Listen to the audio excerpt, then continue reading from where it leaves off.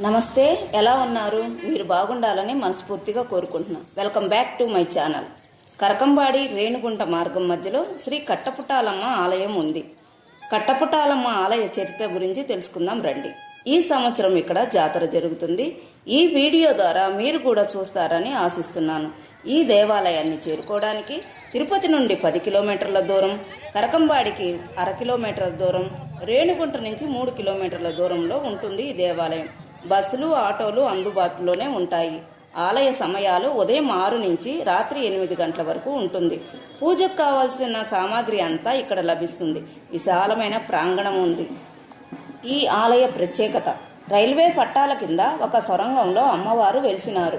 రైళ్లు వెళ్లే ప్రతిసారి అమ్మవారి తలపై వెళ్తుంటే తలనొప్పి వస్తుందని, అందుకే రైళ్లను ఆపివేశానని, ఆలయం ప్రస్తుతం ఉన్న స్థానం నుంచి కొంచెం వెనక్కి నిర్మించి నా పూజలు ప్రారంభించండి అని అంటూ అమ్మవారు ఆదేశించినారు. దాంతో అర్చకులు అమ్మవారిని వెనక్కి ప్రతిష్ఠించి పూజలు ప్రారంభించారని అమ్మవారి స్థల పురాణం.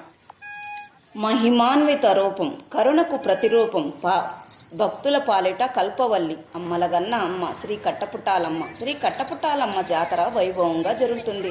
అమ్మవారికి ప్రత్యేక పూజలు, అభిషేకాలు నిర్వహించి 2 రోజుల పాటు జరిగే ఈ పూజ పెద్ద ఎత్తులో పొంగళ్ళు, పొటేళ్లు భక్తులు మొక్కులు చెల్లించుకుంటున్నారు. కోరిన కోరికలు తీర్చే మహిమగల దేవతగా భక్తులు అమ్మవారిని కొలుస్తారు. అమ్మవారు ఇక్కడ శక్తి స్వరూపునిగా దర్శనమిస్తారు. అమ్మవారికి తమ కష్టాలు చెప్తే తీరుతాయని భక్తులు నమ్ముతారు. తీరిన కోరికలతో భక్తులు ఇక్కడికి వచ్చి పొంగళ్ళు సమర్పించి తమ కోరికలను కోరిన విధంగా తీరినందుకు అమ్మవారికి ఇక్కడ ఏటా ఈ జాతర జరుగుతుంది. ప్రతి సంవత్సరం జాతర జరపాలని అమ్మవారు కోరగా ప్రతి ఏటా కట్టపుటాలమ్మ జాతర ఆనవాయితీగా వస్తుంది. భక్తులు జాతరలో ప్రత్యేకంగా దున్నపోతులను నరుగుతారు. ఆలయం ముందు భాగంలో ఒక గోతిని తవ్వి జాతరలో నరికిన దున్నపోతులను ఆ భాగంలో కప్పెడతారు. భక్తులు మరుసటి సంవత్సరం జాతరకు గొయ్యి తవ్వగా అక్కడ కేవలం మట్టి మాత్రమే ఉంటుంది.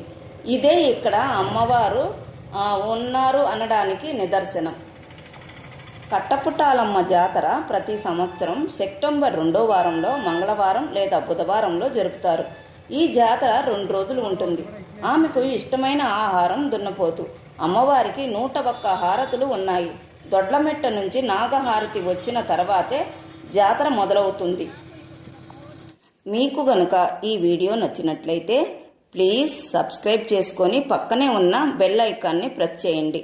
లైక్ చేయండి, షేర్ చేయండి, సబ్స్క్రైబ్ చేసుకొని నన్ను సపోర్ట్ చేయండి ఫ్రెండ్స్. మరొక వీడియోతో మీ ముందుంటాను. Thank you for the watching.